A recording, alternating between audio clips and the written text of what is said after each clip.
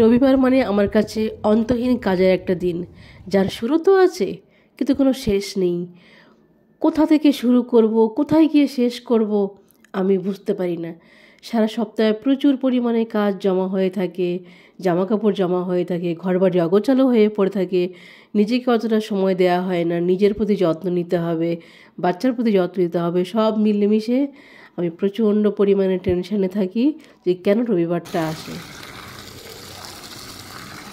তারপরেও প্রতি সপ্তাহে একটা করে রবিবার আমার সামনে আসবে আর আমার মাথা ঘুরতে থাকবে। তো হ্যালো এভরিওয়ান, আমি নীলিমা। অনেক দিন পর আজ একটা ব্লগিং করছি। আমার ভালো লাগে করতে, কিন্তু ইদানিং কাজের চাপে হয়ে উঠছে না। ভালোবাসাটা ধীরে ধীরে ভুলতে শুরু করেছি। তো অনেকদিন পর মনে হলো আজ আবার একটা ব্লগিং করব, তো শুরু করে দিলাম। কেমন আছো তোমরা সবাই? আশা করছি সবাই খুব ভালো আছো, আর আমিও অনেক ভালো আছি। দেখতে পাচ্ছ একটা ছোট্ট কুমড়ো গাছ সবেমাত্র ডালপালা গজিয়েছে, আর এই যে বেশ সুন্দর একটা ডগা দেখতে পাচ্ছ, আমি এটাকে কুচ করে এখন কেটে দেব, কারণ এটার মাথাটা কেটে দিলে এটা সুন্দর করে ঝাঁকড়া হবে, সেটাই উদ্দেশ্য। চলো শুরু থেকেই শুরু করা যাক।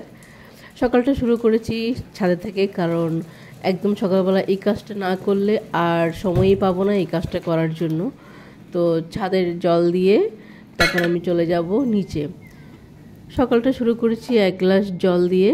জলটা শুধু না খেয়ে এর মধ্যে আমি কিছু জিনিস অ্যাড করেছি। এটা আমি কিছুদিন আগেই স্টোর করে রেখে দিয়েছি, কারণ প্রতিদিন এই ঝামেলাগুলো করা আমার পক্ষে সম্ভব নয়।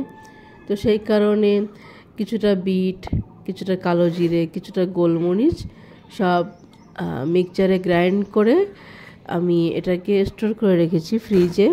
আর এর সঙ্গে আরও কিছু অ্যাড করা প্রয়োজন ছিল, যেরকম কাঁচা হলুদ আর আমলকি। তো এটা হয়ে ওঠেনি। তো যখন কাঁচা হলুদ আর আমলকি বাজার থেকে নিয়ে আসা হবে, তো তারপরেই আমি সেটাকে স্টোর করে রেখে দেবো। তারপর দুটো কম্বাইন্ড করে আমি এটাকে সকালবেলা করে খাবো।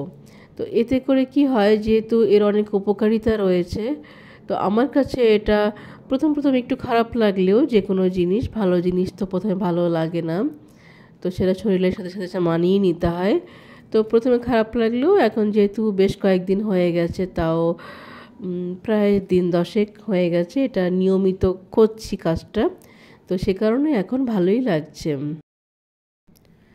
এসবের মাঝখানে অনেকটা সময় পেরিয়ে গেছে। এর মধ্যে মেয়েকে ঘুম থেকে ডেকে তুলে ওকে ফ্রেশ করে রেডি করিয়ে ওকে পড়তে পাঠিয়ে দিয়েছি। তো তারপরে আসলাম কিচেনে কিছু মাছ রয়েছে, মাছগুলো কেটে ধুয়ে রেডি করতেও প্রায় 1-1.5 ঘন্টা সময় লেগে যাবে। তো ওই যে বললাম, রোববারটা দিন খুব ঝামেলার একটা দিন, কোনটা আগে করব কোনটা পিছিয়ে করব বুঝতে পারি না। তো সারা সপ্তাহে তো প্রচুর পরিমাণে ছোটো ছোটো কাজ জমে থাকে। এই জামাকাপড়গুলো জমে রয়েছে, এগুলো কাছাকাছির পাশাপাশি কিন্তু অফ ক্যামেরায় আমি ঘর ঝাড়া মোছার কাজটাও করে নিয়েছি।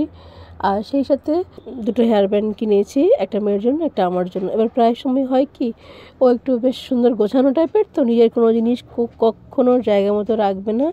আর আমি বাড়ি গিয়ে দেখবো সব সময় ছুরি, কাঁচি, আঠা এই জাতীয় জিনিস বিভিন্ন জায়গায় ছড়ানো, মেঝেতে ছড়ানো, সব মিলেমিশে একাকার কাণ্ড। তো যেটা বলছিলাম, যেহেতু দুখানা হেয়ার ব্যান্ড কিনেছি, তো আমারটাই আমি একটা চিহ্ন দিয়ে রাখার জন্যই এই কাজটা করেছি।